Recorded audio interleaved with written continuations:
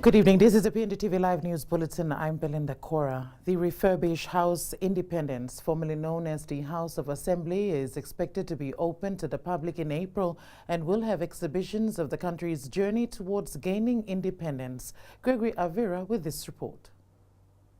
The House of Assembly building in downtown Port Moresby housed the Legislative Council of Papua New Guinea from 1951 to 1964 under the Papua New Guinea Act 1949.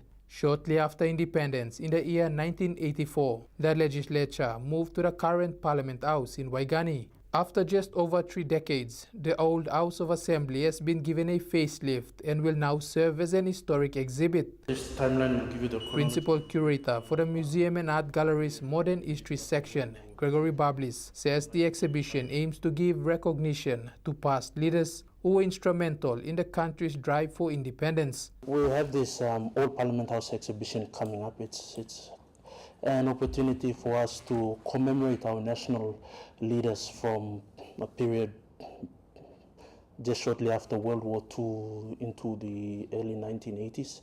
The museum has set a target to have the exhibition open by April. While the opening is set for 2 months' time, Pngtv was granted access inside the building to see how the displays will be set up. As you come up here, you'll have your timeline on the right, on this right wall.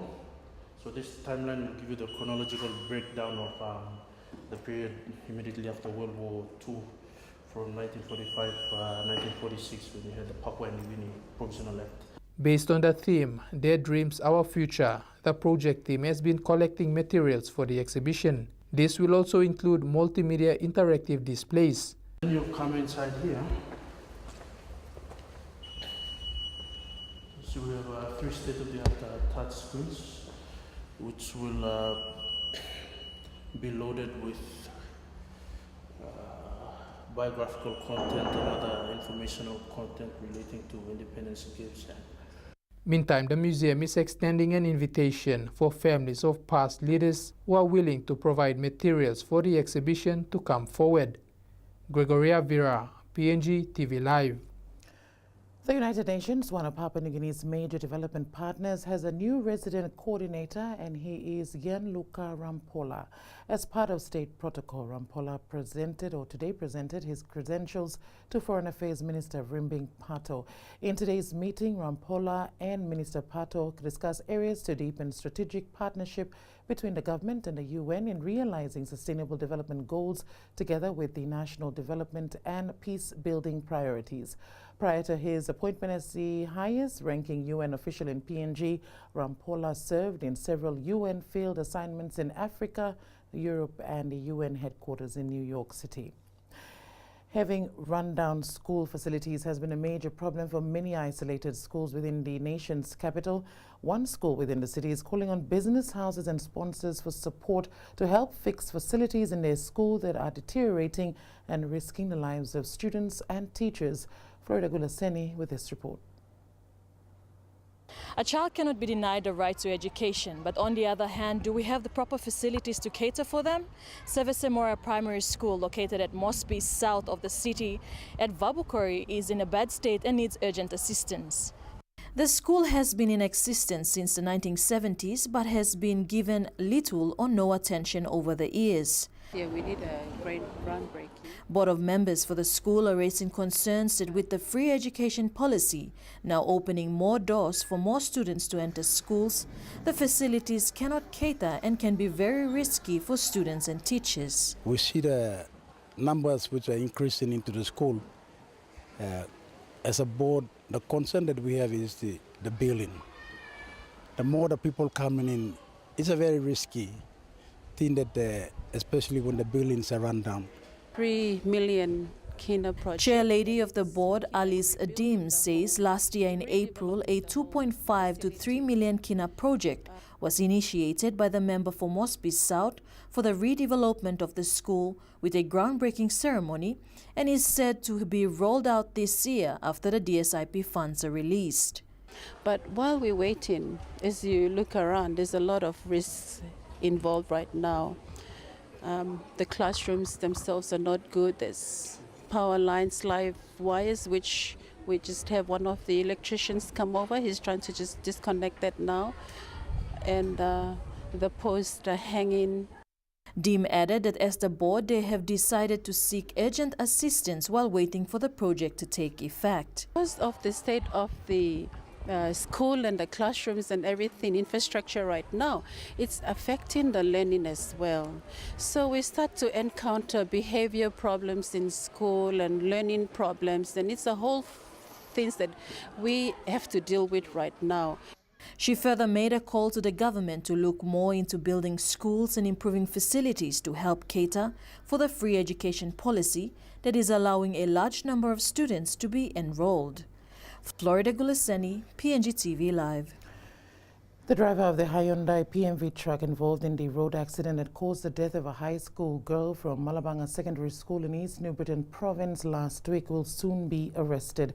The accident happened at the Toma Vunadedir LLG in the Gazelle district, which left 1 dead and 24 critically injured. Florida Gulaseni with this update.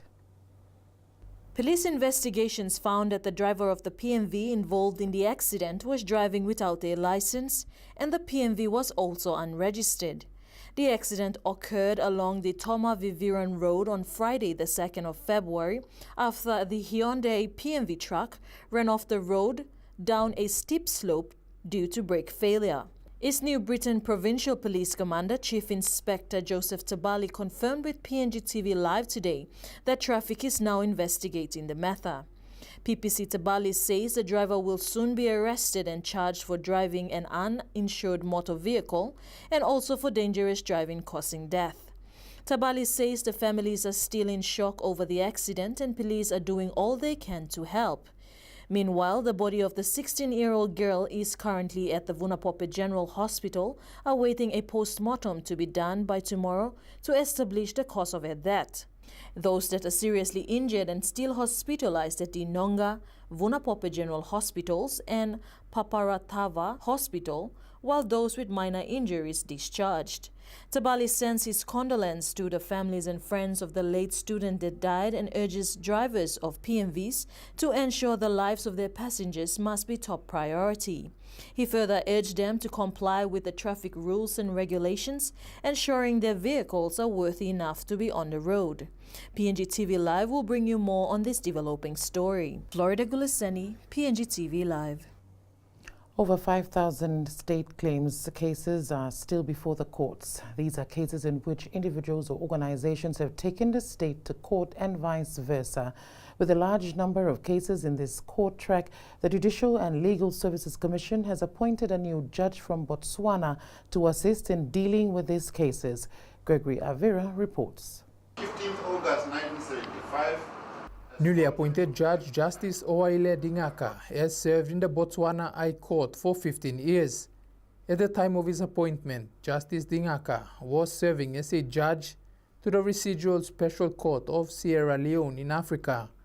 Chief Justice Sir Salamo Injia says the appointment brings vast experience and will see the new judge ending cases in the state claims track. More immediately, he will be, or he has been assigned to sit with Justice Hitlai Palume in a special court track called the State Claims Court. That court specializes in handling claims by and against the state. Justice Dingaka also holds an honorary professor of law from the University of Cape Town, South Africa. His appointment is the first for an African judge to be part of the country's judiciary. For him, the decision to accept the appointment was due to the way the courts in the country deliberated on matters which he says were in line with his values as a judge. The attraction with Papua New Guinea was that I had read up some of the judgments, the national courts and the Supreme Court judgments, and I found them very persuasive and aligned to the value system which I carry as a judge. Justice Dingaka has been assigned to the State Claims Court, which the Chief Justice says is a court track that has seen a high number of cases in recent years. At the moment, we have something like well over 4,000 to 5,000 cases involving the state either as a plaintiff or a defendant. Meantime, the international court experience of the African judge, according to the Judicial and Legal Services Commission, will also assist in plans to establish a human rights commission for the country.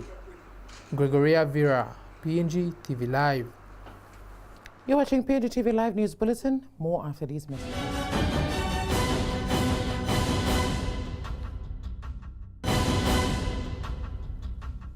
Welcome back. Employees of the Ports Corporation will not be affected when the International Container Terminal Services enters our shores to manage the operations of Ports Corporation. The government says it is the best agreement that it had to make to improve the productivity of our port services in Lae and Port Moresby. This was stated today by Minister for State-Owned Enterprises William Duma when answering a series of questions by Oro Governor Gary Jufa on the floor of Parliament regarding the awarding of contract to the international company and the effects it would have on current employees.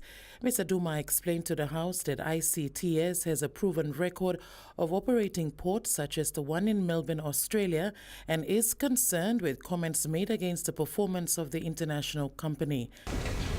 It went through a thorough process again with the Port of Melbourne. And it has a proven track record in all the areas that it operates in. So I am at the loss to understand on what basis people are saying that this company has a bad track record. He assured the House that the process of awarding the contract to ICTS took 3 years after undergoing public tender, and the government is confident in its decision of picking the ICTS amongst other companies. Government, we looked around, it went through a very exhaustive process. A number of international companies, including 2 companies operating in Papua New Guinea, which have been operating for more than 100 years, were also allowed to pay. The minister says the performance of PNG Ports has been a worry to the government in ensuring it was operated and managed well. The inability to provide a decent return for our shareholders who are citizens of this country, and Port Corporation is no exception. We've experienced numerous delays, lack of productivity at our 2 main ports of Port Moresby and Lae. International Container Terminal Services is a port management company in the Philippines. It was incorporated on December 24th, 1987. Any reviews into current government systems will be undertaken only after the July LLG elections this year. Prime Minister Peter O'Neill made the undertaking following questions by Governor for East Sepik Province, Alan Bird, on a proposed review by the government into the provincial and district arms of government. Governor Alan Bird was interested to find out if the report following the review was tabled and if this will shape the future of the government system. He says any changes like this would affect some provinces like his. And I'm afraid that if Cabinet is going to make decisions without the benefit of proper studies by experts, and those decisions are then carried over and converted into laws, which then affect how we do business at the provincial level, that may cause further issues. Prime Minister Peter O'Neill says proper consultations will be held for these changes before they can be implemented. This will be made with the assistance of the Constitutional Law Reform Commission. It is not a reform that is going to be taken out lightly. It affects the entire system of government in the country. But let me assure our governors and our provincial governments that I have stated on many occasions that we are not here to change the system of provincial governance in the country. Further to this, the Prime Minister also announced that the election of council presidents in the upcoming election can be made by the people within the LLG or by the ward councillors themselves. Decide which option that they take. There are provinces in the country where they wish to have the council presidents elected by the people. That is fine. And there are other provinces where they want the ward councillors to elect the president. So we will allow the options to the provinces. The Electoral Commission has announced that the LLG elections will be held from July to September this year. Lands Minister Justin Kachinko has today informed Parliament that the controversial Manu Manu land deal is still missing within the Lands Department itself. According to the minister's reply during Question Time today, this was one of the reasons why the former secretary was suspended. The minister was replying to a question by the member for Kairukuhiri, Pisa Ito Aimo, who asked what his department was doing about the missing Manu Manu file and when the inquiry outcome would be made public to his people in the district.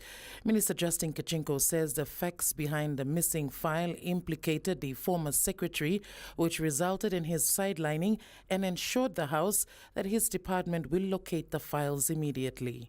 We found immediately the title files, which are with the inquiry now, but unfortunately we have not found the Manu Manu land file, which is still yet to be found from within our department. This is one of the reasons why the former secretary was suspended. The minister says this issue is a major concern for government and will not be tolerated by himself. He has also tasked his acting secretary to search every desk of every officer in the department to locate the file immediately, including the 60 SABL files that are still missing. The title file for the Manu Manu deal is now with the inquiry, and the minister is now working to ensure the new scanning unit in the Lands Department is fully operational. Of the Lands Department, where every single land file, every single title file, survey, documentation will be scanned individually and recorded forever. And that has been initiated by us to ensure that a hard copy can never just be chucked in the bin or destroyed. The minister assured the member and the House that the matter will be resolved soon. And there continues to be an increase in the price for fuel. The Independent Consumer and Competition Commission today announced its February fuel price that states an increase in petrol, diesel and kerosene. Petrol will see an increase of 7 toya per litre, while the increase in the retail fuel price for diesel and kerosene stands at 12 toya per litre. Meanwhile, ICCC Commissioner Paulus Ain says fair prediction of the continued increase in retail fuel price movements throughout 2018 is difficult, as they are driven by outside factors associated to global supply and demand. More on fuel price with ICCC Commissioner on the business factor at 7:30 tonight. You're watching Pngtv Live News Bulletin. More after these messages.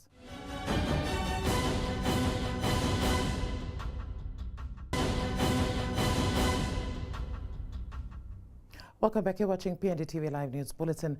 With APEC 2018 months away, diplomats have welcomed the initiative by NCD Police for the establishment of the Diplomatic Security Operation. The security operation consists of 40 NCD task force officers. Quentin and Aime with this report. British Deputy High Commissioner Simon Burton says it is important to know who to contact from City Police. He says security is an issue in PNG, but they are keen to work with the police to work out the best way of managing it. Well, I think there's always been a diplomatic police squad here. It's just that having a permanent base that we know where we can come to contact them is useful for the High Commission, because it's important having that point of contact with the police force. NCD Police Boss Peron Drano says despite lacking logistics, they are prepared to carry out the added task. 4 teams in the NCD's task force consisting of 10 members will be rotating every 2 weeks to provide security and be on standby to investigate any security issues.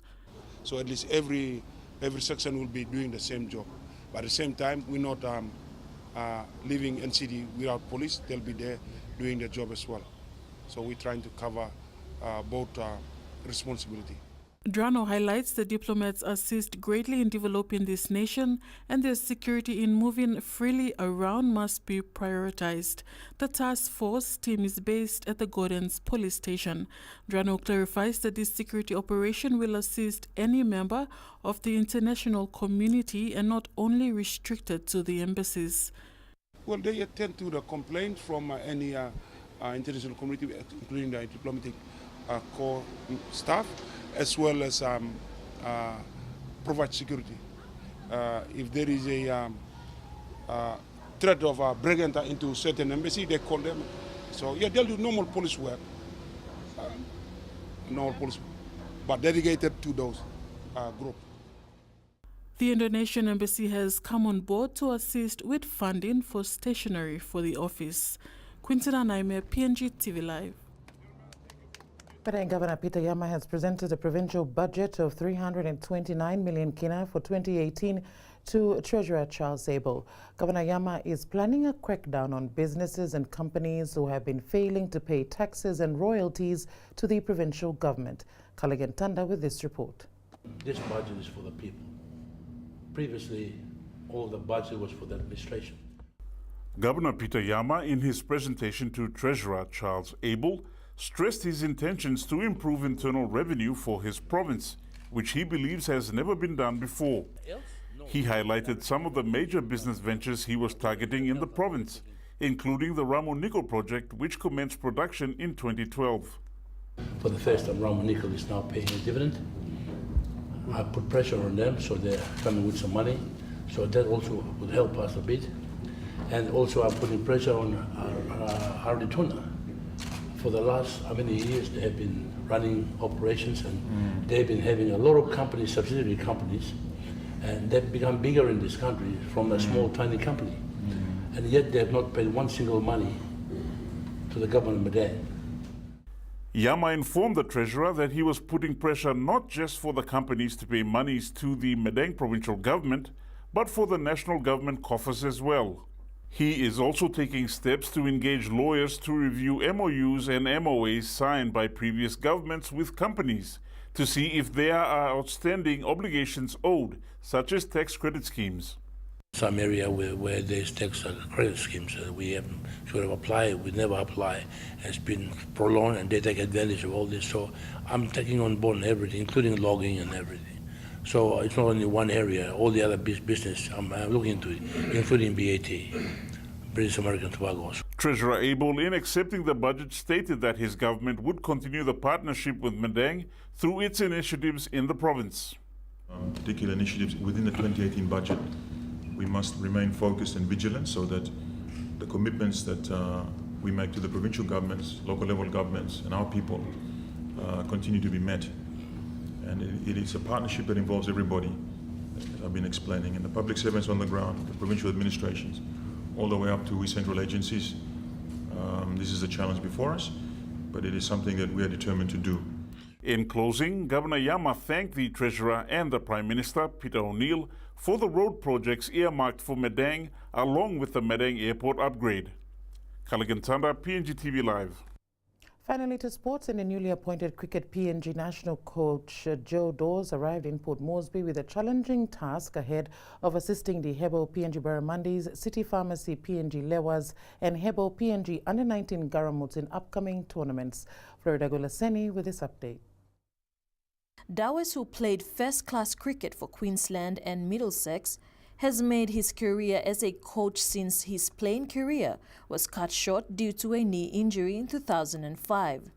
Cricket PNG CEO Greg Campbell says he is very excited about Dawes' appointment as coach. For someone like Joey's experience to come in and take our next group of two players and the current players to the next level, Cricket PNG very excited. We're very lucky that Joey accepted the position to give up what he's had going to come and see Cricket PNG to the next future. He's excited about stepping into a head coaching role. Dawes had worked as a consultant coach with the Hebo PNG Barramundis in the home ICC Intercontinental Cup World Cricket League Championships against Scotland last October, and again on the UAE tour in November, where the Hebo PNG Barramundis played Scotland and Hong Kong, and he has identified areas that the boys will need to pull up on.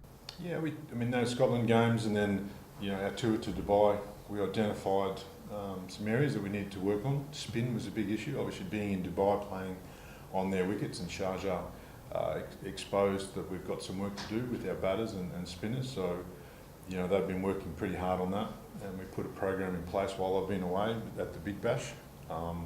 and you'll see this week. Dawa's first assignment as the national coach will be helping the Hebo PNG Barramundis qualify for their first ICC Cricket World Cup, where they will be competing in the ICC Cricket World Cup qualifier in Zimbabwe in February to March 2018. When we go to Brisbane next week, Liam's coming to Brisbane, and I've also got some local spinners that have played a lot of first grade and second 11 cricket in Queensland coming to play those games and train with. The Hebo PNG Barramundis will be travelling to Brisbane this Friday for a week-long camp before travelling to Zimbabwe. Florida Gulaseni, Pngtv Live. And that's where we end the Pngtv Live News Bulletin. Up next, the business factor. From myself and the news team, good night.